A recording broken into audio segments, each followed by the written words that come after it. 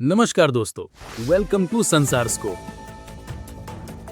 Now recently एक shocking development हुई है एक देश के साथ जो लंबे टाइम से देश था बट देश ही नहीं था। आप बोलोगे अरे ये क्या कह रहे हो। जी हाँ, ये मैं नहीं कह रहा बल्कि होल वर्ल्ड मीडिया कह रहा है। इन आर्टिकल्स को देखिए।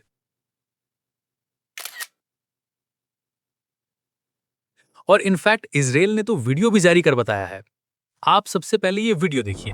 And I'm signing now, as we speak, Israel's official recognition of Somaliland, expanding our partnership. We intend to work together with you on economic fields, on agriculture, in the fields of social development. इस video में Netanyahu साफ साफ कह रहे हैं कि मैंने जैसा बोला है वही कर रहा हूं। I am signing now officially. फिर कहते हैं कि इजराइल सोमालीलैंड के साथ agriculture, economics and social development में साथ साथ काम करेगा as a friends. Literally Benjamin Netanyahu ने तो एक देश के अंदर के देश को मान्यता दे दी, जो कि वर्ल्ड में फर्स्ट टाइम है ऑफ इट्स काइंड। नाउ आज के टाइम में ये बात अब न्यूज़पेपर भी कवर कर रहे हैं एंड पीएम नेतन्याहू के हैंडल से भी खुद ट्वीट कर बताया। आप देख सकते हैं। बट वेट, नाउ क्वेश्चन ये आता है कि क्यों ऐसा हुआ। एंड उससे भी पहले ये जो न्यूली रिकॉग्नाइज्ड यानी कि मान्यता प्राप्त होने से पहले ये देश कैसा था एंड ये अलग क्यों हुआ। क्या कोई पॉलिटिकल या स्ट्रेटेजिक एंगल है इसमें? इजराइल के लिए क्या फायदा है एंड इंडिया के लिए क्या होंगे इसके मायने? एंड और भी बहुत कुछ जानेंगे इस वीडियो में अपने अंदाज में, शुरू से अंत तक। तो चलिए शुरू से शुरू करते हैं। सबसे पहले इसके इतिहास के बारे में जान लेते हैं, फिर मैप पर देखेंगे क्योंकि इसकी लोकेशन में ही असली खेल है, और आगे ये इंडिया के लिए क्या मायने रखेगा इस पर बात होगी। दोस्तों, जो आज सोमालीलैंड है वो कभी ब्रिटिश सोमालीलैंड था, और जो आज सोमालिया के नाम से जाना जाता है वो था इटालियन सोमालीलैंड। दोनों अलग कॉलोनियल रीजन्स थे, अलग सिस्टम, अलग एडमिनिस्ट्रेशन। 1960 में दोनों ने जल्दी जल्दी डिसाइड किया चलो मिलकर एक देश बना लेते हैं। ऐसा क्यों हुआ? जल्दी का प्रेशर क्या था? ब्रिटेन और इटली जल्दी निकलना चाहते थे। इंस्टीट्यूशन स्ट्रांग बनाने का टाइम ही नहीं मिला। इंडिपेंडेंस का गैप सिर्फ 5 दिन का था, इसलिए लॉन्ग प्लानिंग पॉसिबल नहीं थी। बट क्वेश्चन ये भी आएगा कि अलग अलग ही क्यों नहीं बना दिया उसी टाइम? तो जवाब सुनिए। इसके कई कारण हैं, एक एक करके उस पर बात करते हैं। इंडिपेंडेंस के वक्त इमोशन पीक पर था कि सब सोमाली एक देश ही बने। 1960 में कोल्ड वॉर अपने पीक पर था एंड अफ्रीका में यूएसएसआर इन्फ्लुएंस बढ़ रहा था। वेस्टर्न ब्लॉक भी एक्टिव था और दोनों के चक्कर में ही छोटे छोटे कूप प्रॉक्सी वॉर चल रहे थे। तो सोमालियंस को लगा कि एक बड़ा यूनिफाइड स्टेट ज्यादा सिक्योर रहेगा। अब देश तो बन गया बट एक गड़बड़ हो गई जिसका खामियाजा बाद में भुगतना पड़ा। वो क्या था? तो वो था कि यूनियन के तुरंत बाद मोगाडिशु को कैपिटल बना दिया गया। ये एक शहर था सोमालिया का और सब कुछ इसी शहर से कंट्रोल था। इसी टाइम में सोमालीलैंड जो कि पीछे छूटने लगा डेवलपमेंट में। इसमें एक बात यह भी थी कि सोमालिया जो कि साउथ में था वहां की पॉपुलेशन ज्यादा थी एंड उसी के हिसाब से पार्लियामेंट में सीट्स भी तय होती थी। तो सोमालीलैंड माइनॉरिटी सीट्स में आ गया और हर फैसले में दबदबा सोमालिया का होने लगा। इसमें एक बात और ऐड करना चाहूंगा कि 1961 में यानी कि यूनियन के जस्ट नेक्स्ट ईयर ही कॉन्स्टिट्यूशन का रेफरेंडम हुआ, जिसको कि नॉर्थ यानी कि सोमालीलैंड ने रिजेक्ट कर दिया। बट फिर भी कॉन्स्टिट्यूशन वही बना क्योंकि सीट्स साउथ यानी कि सोमालिया में ज्यादा थीं। ये मोमेंट था जहां से ऑफिशियली अलगाववाद स्टार्ट हुआ। ऐसे ही अलग अलग टाइम पर अलग अलग मुद्दों को लेकर टकराव होता रहा और फाइनली 1991 में सोमालीलैंड ने अपने को इंडिपेंडेंट डिक्लेयर कर दिया। बट आज तक मान्यता नहीं ले पाया किसी देश से खुद के एक देश होने का। अब सबसे इंटरेस्टिंग बात सुनिए। सोमालीलैंड के पास था अपनी गवर्नमेंट, अपनी आर्मी, अपनी करेंसी, इलेक्शंस, सब कुछ था। फिर भी दुनिया ने इग्नोर क्यों किया? अगर सोमालीलैंड को ऑफिशियली कंट्री माना जाता तो अफ्रीका में एक चेन रिएक्शन शुरू हो जाता अलग होने का, क्योंकि उस टाइम बहुत से कंट्रीज के अंदर अलगाववाद पनप रहा था। एंड एक और कारण भी था कि सब कुछ होते हुए भी सोमालीलैंड के पास उसके पेरेंट कंट्री सोमालिया की परमिशन नहीं थी कि वो अलग एक देश बने। ये बात एक बड़ी पॉइंट थी जिसके बिहाफ पर वर्ल्ड के देश सोमालीलैंड को मान्यता नहीं दे रहे थे। नाउ द क्वेश्चन इज कि इजराइल ने अब क्यों मान्यता दी? इसका आंसर सोमालीलैंड के लोकेशन में छिपा है। बट वेट, लोकेशन तो पहले भी थी। जी आप बिल्कुल सही सोच रहे हैं, लेकिन जियोपॉलिटिक्स चेंज होती रहती है टाइम के साथ एंड आपके बात का आंसर ही नेक्स्ट पॉइंट है। दोस्तों, अब जरा मैप देखिए। और अफ्रीका के बिल्कुल ऊपर वाले कोने पर नजर डालो, यहीं पर बैठा है Somaliland.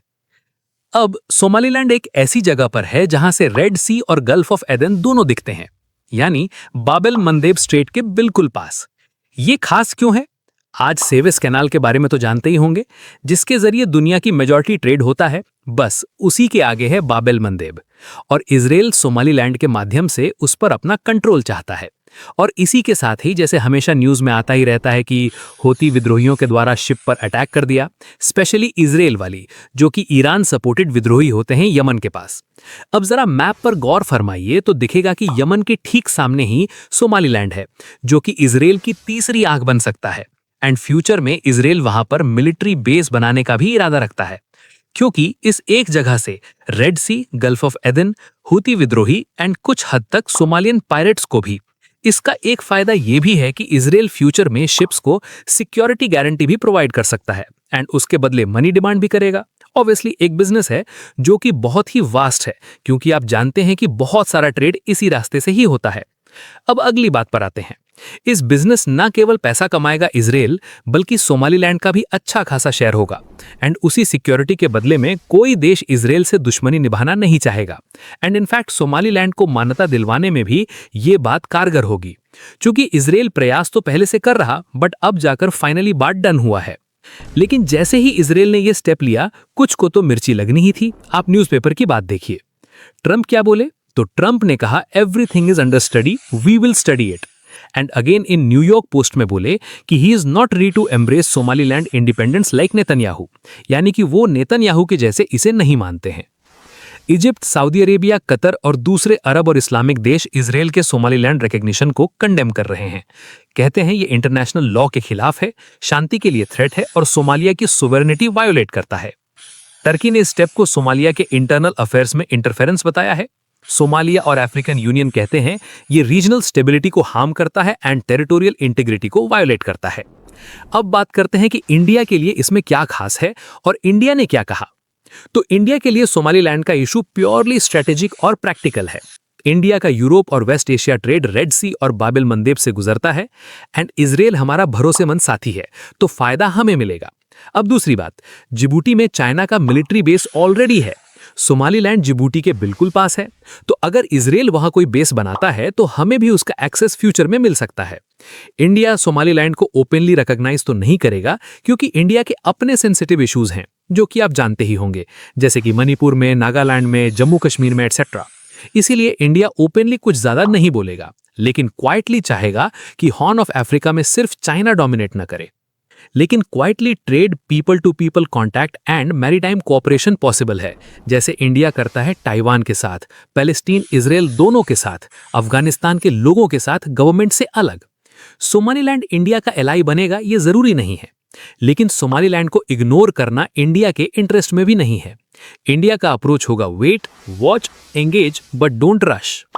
But wait again, now the question is कि क्या कोई भी एरिया अगर बोले मैं देश बनना चाहता हूं और किसी एक कंट्री से मान्यता दिला ले तो वह अलग देश बन जाएगा? या कोई यूएन का लॉ भी है? या वर्ल्ड बैंक या आईएमएफ उसको लोन कैसे देंगे? क्या बिना देश बने भी ये हो सकता है या नहीं? सबसे पहले यूएन की बात कर लेते हैं कि कब कोई देश यूएन के लिस्ट में आता है। यहां पे आपको 3 बातों का ध्यान रखना है। पहला, जो एरिया अलग होना चाहता है उसको उसके पेरेंट एरिया से परमिशन हो। यहां पर सोमालीलैंड को अलग होने के लिए सोमालिया की परमिशन चाहिए, जो कि नहीं है। पहला पॉइंट रिजेक्टेड। दूसरा, यूनाइटेड नेशंस की सिक्योरिटी काउंसिल वोट करे, 9 नॉन परमानेंट मेंबर्स में से नॉन परमानेंट मेंबर्स सपोर्ट करे और 5 परमानेंट मेंबर्स में से कोई भी वीटो का यूज ना करे। अभी तक ये भी नहीं हुआ है, तो सेकेंड पॉइंट भी रिजेक्टेड। तो यूएन के हिसाब से अभी तक सोमालीलैंड कंट्री नहीं है, लेकिन इसमें ट्विस्ट है। ट्विस्ट ये है कि यूएन के लिस्ट में कंट्री ना होने के बावजूद भी यूएन एजेंसी उस एरिया में काम कर सकती है, जैसे कि पैलेस्टाइन में, एक ऑब्जर्वर स्टेट के तरीके से। अब अगला बात यह है कि वर्ल्ड बैंक या आईएमएफ कब एक्सेप्ट करते हैं या कब उस एरिया में काम करना शुरू करते हैं।